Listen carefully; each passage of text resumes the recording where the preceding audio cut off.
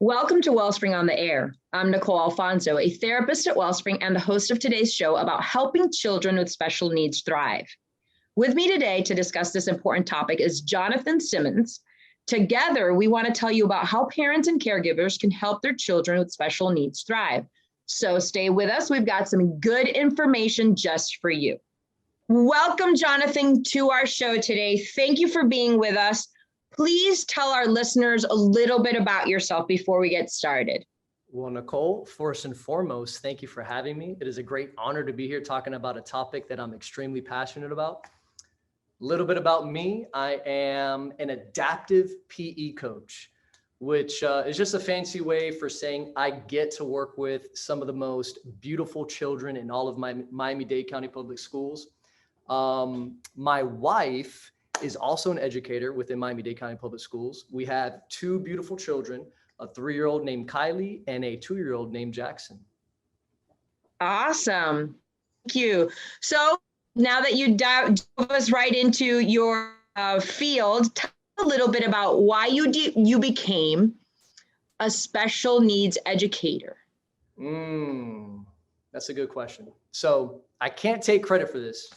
Because like with all great things, it chose me. I didn't intentionally choose it. I remember I was at a crossroads right after I got my AA degree from Miami-Dade Community College, not Miami-Dade College, Community College. So I was back in the day. And after I got my AA, I had no idea what I wanted to do. So I asked my father for advice. And I said, what do? I don't want to waste time and I don't want to waste money pursuing something that might not be for me. And so he told me some of the wisest words he's ever told me, which was, if you do something that you love, you'll never work a day of your life. So I started going through this list of what is it that I love? I love basketball and I'm pretty good. I got the nickname White Chocolate at Palmetto 04, but I wasn't good enough to play in the NBA. So I had to choose something else. And, you know, people have always told me, wow, Jonathan, children are always gravitating towards you. And I just loved being around children. It was something that was natural. And so I said, you know what? I love kids. Let me go pursue maybe a degree in education. At that time, Miami-Dade Community College had a bachelor's program. It might've been the first one, or they had just rolled it out, but it was only for ESC, which is students with exceptionalities. So that's what kind of started that trek. And it led me to where I'm at today. So another thing that played a pivotal role in that was me attending Gulfstream Elementary as a child. Gulfstream is a very special school that has about half of their population with special needs. And so I was constantly around children with special needs. It was kind of normal for me. There's nothing abnormal about it. I had a lot of deaf and hard of hearing children in my class, which was just amazing that I was able to learn from them. I'm sorry, things were popping up on my screen. But that I was able to learn from somebody that perceived the world a little bit differently than I am. And so I've always just kind of gravitated towards people who are different. So I think a lot of it was planted back then in elementary school. And then the Lord just decided to put that next step in my pathway that has led me here to where I'm at. I love it how God uses everything in our lives, right? Even, you know, in your elementary years, you were around kids that were special need kids and you became really comfortable with them, and God used that to get you to where you are now. So tell me about what fuels your passion for these children, for the marginalized children. I would have to say it doesn't come from me. This little old broken heart right here is got a lot of messed up things about it. It comes from something foreign outside of myself, and that someone has a name, and his name is Jesus. I actually gave my life to the Lord on a mission trip in El Salvador, reaching out to children inside of the schools. And I want to say just following him seriously, like really obeying and giving all of myself to him, being his apprentice, has led me to love the most marginalized people on planet Earth. And so I think it's just natural that I get to do what I do. And it's amazing. Sometimes I got to pinch myself that Miami-Dade County Public Schools actually pays me to do what I get to do. Like, it does not feel like work. It's incredible.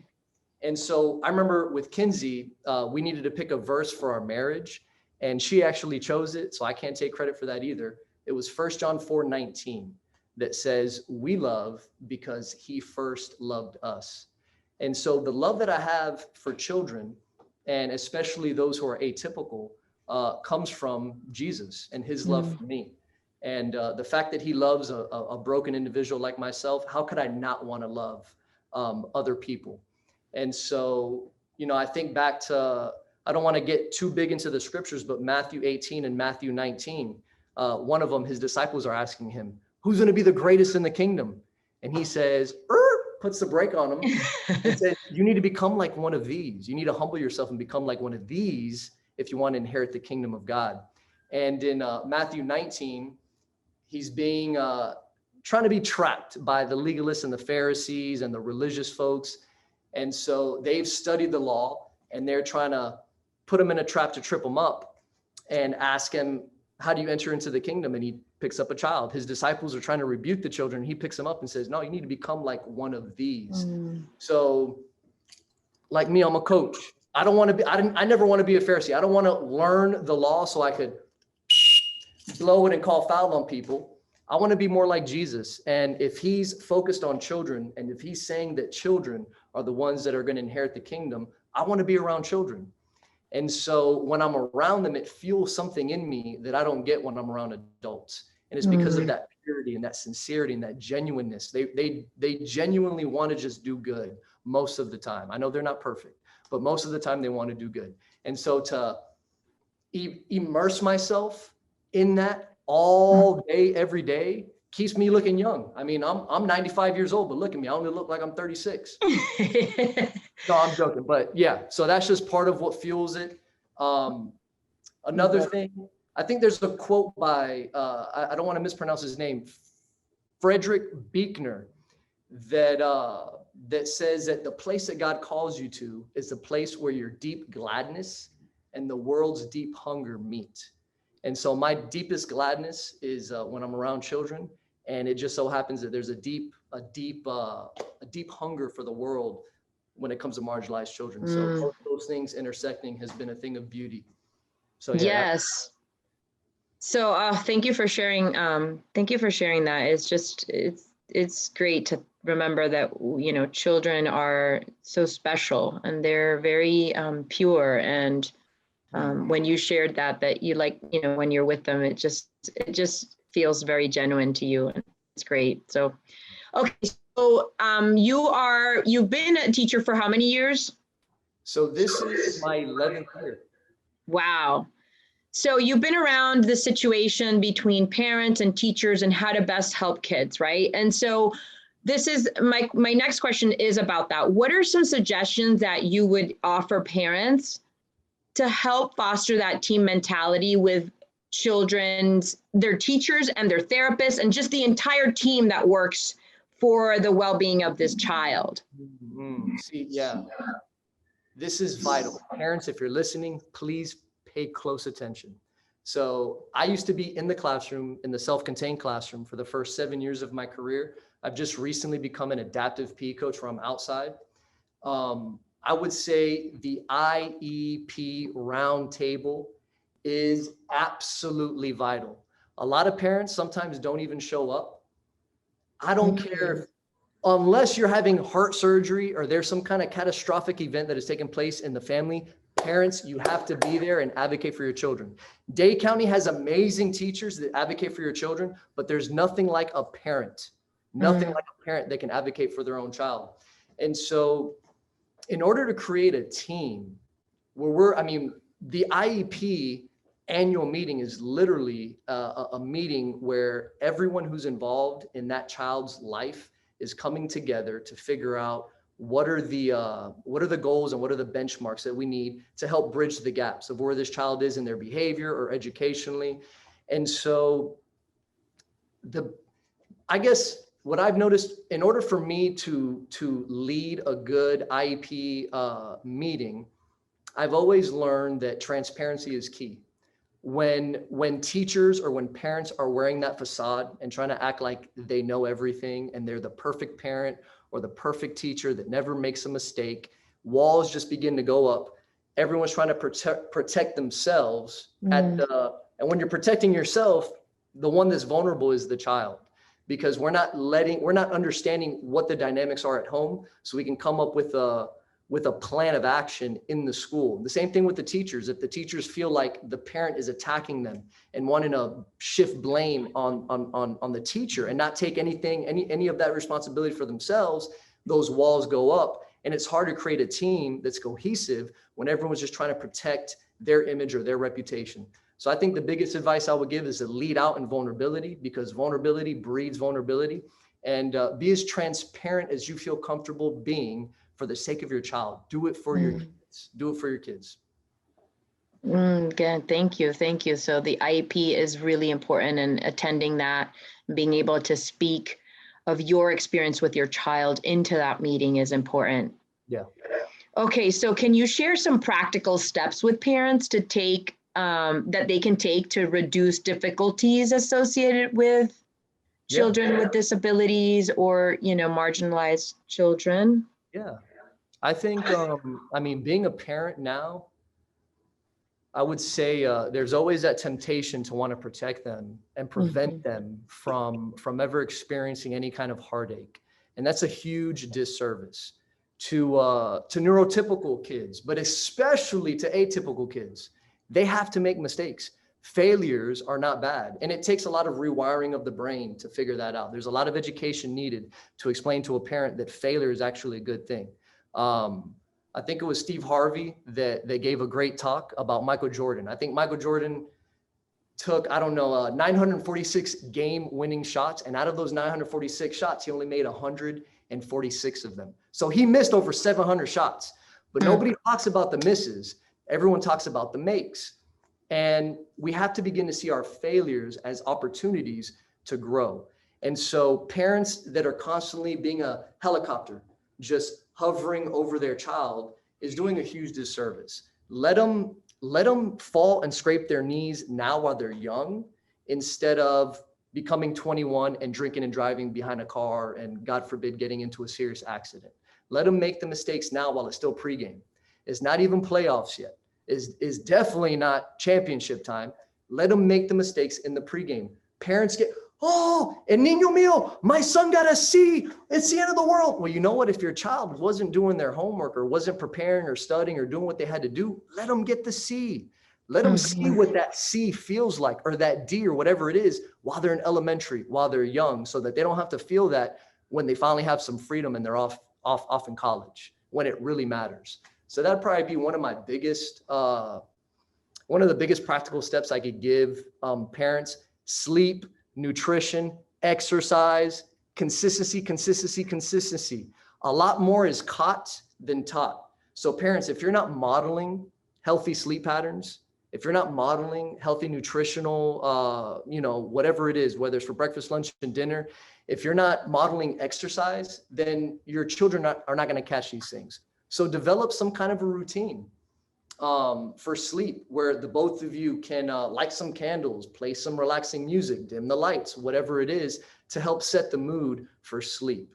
And another thing, don't let the label define you. I have plenty of friends that it was a travesty when they got that label: your child has autism, or your child is on this spectrum, IDD, whatever it is. And then eventually they want to just bring the bar down. That's the worst thing you could do. Your child needs you to push them more.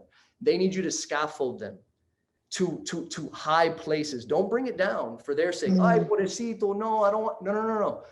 Push them even harder. They need that. They need that. So don't allow that label to create a ceiling for you as a parent and for your child. This is great. And this is, I hear you saying this, and I'm a parent too. And it just seems like this is for, like, we have to do these things and follow these things for any child. We're going to take a short break to thank one of our sponsors who makes the production of our podcast possible. When we come back, we'll hear more from Jonathan. So stay with us. Welcome back to Wellspring on the Air. This is Nicole Alfonso. If you're just joining our show, our topic today is helping children with special needs thrive. So far today, we've talked about how parents can create a team mentality with their children's teachers and therapists. If you joined us late, you can find us on our favorite podcast channel on Wellspring on the Air or on our website blog page at wellspringmiami.org. Just search for this topic. So, Jonathan, I would like to ask you about what research approaches you use in adaptive PE coaching. And so maybe even start by saying, what is adaptive PE coaching? Like, what is that all about and how you do that? And then what are some of these research-based approaches that you use? Yeah. I think it's cool. Everyone's always asking me, like, what is an adaptive teacher, an adaptive coach? Well, every teacher, every coach within Miami-Dade County Public Schools is adaptive, whether they have the label in front of it or not, because we're constantly having to change. Every child has a different way to learn. And so we have to try to tap into that in order to maximize their ability to retain what it is that we're trying to give them so that they can then give it to other people as well. So adaptive just means, for instance, all my children have IEPs, and so they have accommodations, and some of them have modifications that I can make to the curriculum. So I think that's what kind of generates that adaptive label for my sake. But I'm just like any other teacher. There's nothing too special about me other than the kids that I get to service. As far as like research-based stuff, it's interesting I'm here on Wellspring because the only time I've had to go to Wellspring was to deal with depression. And one of the interesting things that led me to what I'm about to tell you is the fact that we live in the midst of a multi-billion-dollar industry, antidepressant industry, and the rates of depression are skyrocketing. It's not like they're becoming less. And so that led me to do a lot of research with cognitive behavior therapy, a lot of research when it comes to neuroplasticity. And so that's my sweet spot right now as an adaptive PE coach, is really tapping into how I can get my students, without having to take any kind of medicine, how they can use the tools and the resources they have to help kind of form some healthy habits. Okay. And so one of those things, there's a program. I'm an ambassador for Chris Powell. He used to be a celebrity Weight Watcher, extreme Weight Watcher guy. He created something called Move 1 Million. He wants to activate people to get moving. And it's 13 moves that tell a story. And it's a very, very interesting story. One of them is a tornado. That's where we reach over here to our right side, pivot our left foot, and bring it down 4 times. That's just one of the 13 moves. My favorite move because it stretches out my hip flexor, and I have tight hip flexors. But the main reason I love it is because we all go through tornadoes, whether it's getting a label, whether it's parents divorcing, whether it's a dog dying. Everyone's going to have to go through a tornado. And the move that's followed right after the tornado is marching. And I get to tell all my students, where do we march? In what direction? And they all say, move forward, march forward. Because that's what we got to pick ourselves back up and keep moving forward. So with this particular exercise, when it's repetitive, so we're doing it all the time, which releases serotonin, which is a mood stabilizer. Another thing is I'm always trying to give them a vision of the future. And it's like, yeah, okay, maybe you're not in the best shape now, but this is what you can be by the time summer comes. I love to mess around with the little boys, like, hey, you want a 6-pack? You want to be able to take off your shirt at the beach? And of course they all do. And so whenever we're looking forward to something with anticipation, dopamine begins to drip. So I try to always cast that and integrate that with all of my exercises, trying to show them what's to come so that dopamine continues and brings them back for more. So with this exercise program, we're doing it together.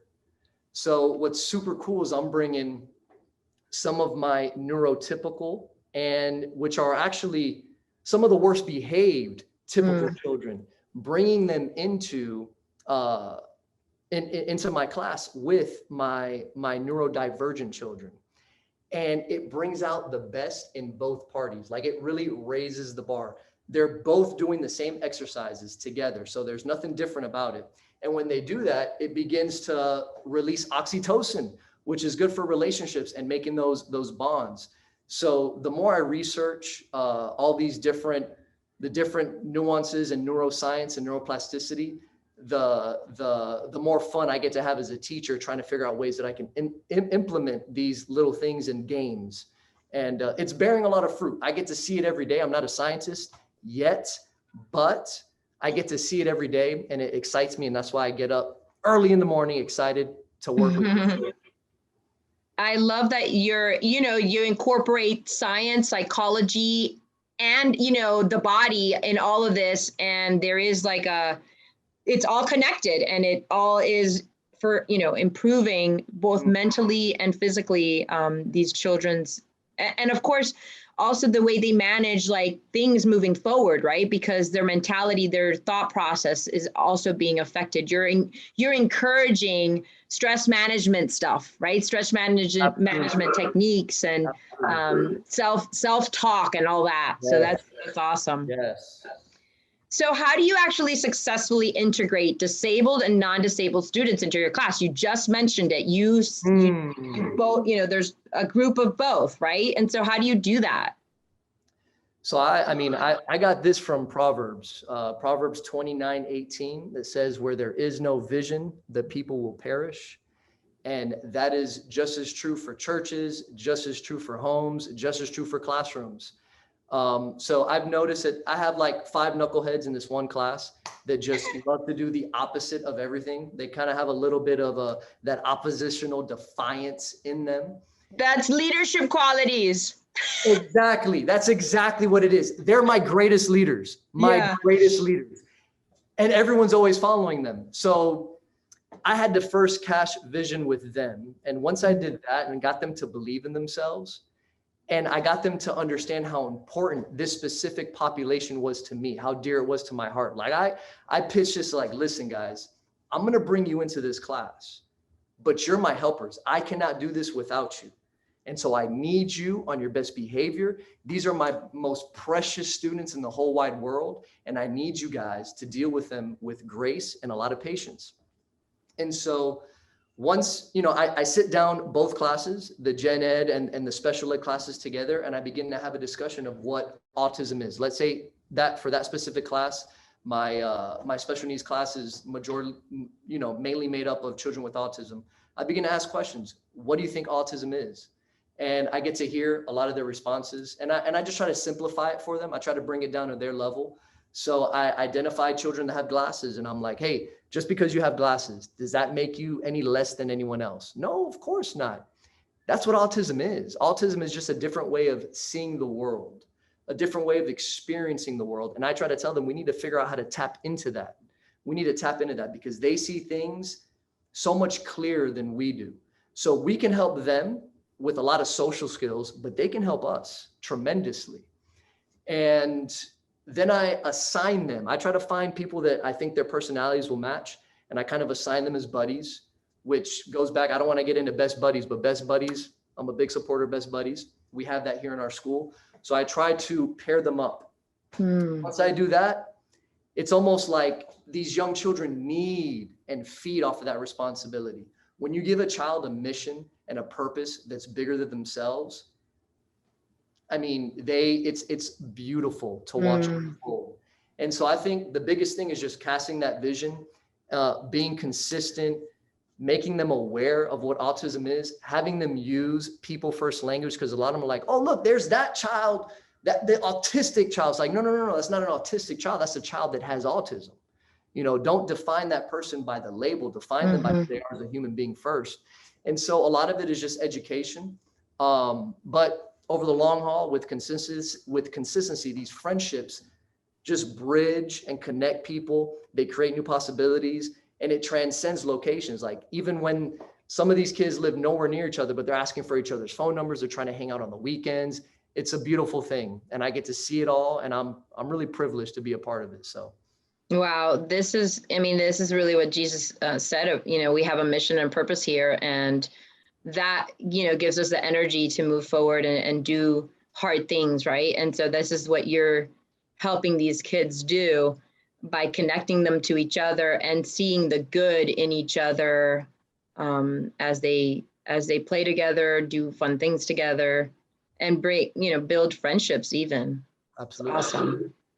So if you could advise parents of students with disabilities on one thing you are only allowed to talk about one thing, one advice, what would it be and why?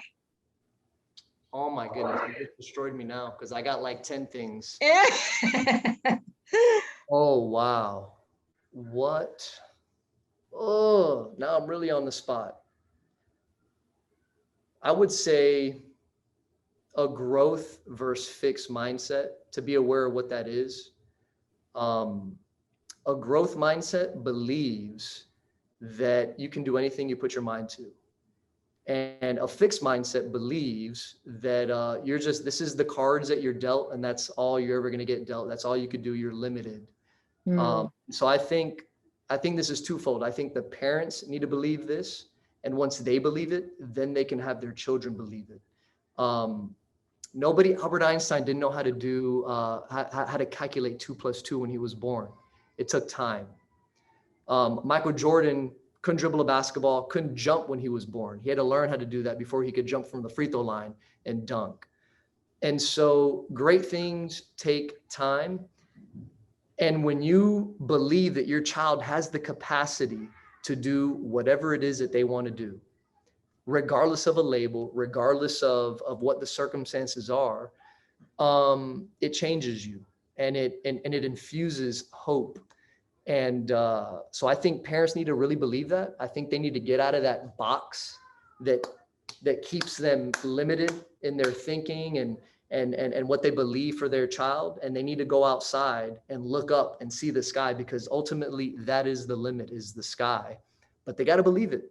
And then they got to give that to their children and begin to, just like you said, kids have a lot of negative self-talk. We have to give them tools to help stop them. Once that negative cycle begins, give them something to stop it, and then begin to preach truth to yourself so that they understand what their identity is. And if a child believes that they're fixed and that there's nothing that could ever get them out of that fixed mindset, that they just, you know what, I'm just dumb, or I'm just not athletic. Well, then you know what? They're never going to learn. They're never going to become athletic. So I try to teach all my children to, whenever they say I can't do something, always follow it up with the word yet. Like, there's a lot of things I can't do yet. Just like right now, I'm just an adaptive P coach. I'm not a doctor yet. One day I might be. And so once children and parents buy into that, I really have seen that it just kind of unlocks. It's like driving in a car with whatever, but then it becomes a convertible. And all of a sudden there's all this beautiful freedom. And so much more opportunity when we have a growth mindset rather than a fix it mindset, right? So much more that our kids could do, but we might even be stopping them ourselves as parents. So that's that final point. Let's have a growth mindset. Our children can and will be able to do more rather than fix it mindset, right? Absolutely. Thank you, Jonathan, for joining us today and shedding light on the topic of more marginalized children and how to help them thrive. We hope you learned some valuable information and felt encouraged if you're a parent of a special needs child. And thank you for joining our show today. Again, if you joined this program midstream, you can find this show and others on podcast at Wellspring on the Air or on our blog on wellspringmiami.org. The title of today's show again was Helping Children with Special Needs Thrive. Encourage us and let us know you're listening by sending comments or questions to ontheair@wellspringmiami.org. It's time to wrap up. This is Nicole Alfonso with Wellspring on the Air, because hearts and minds matter.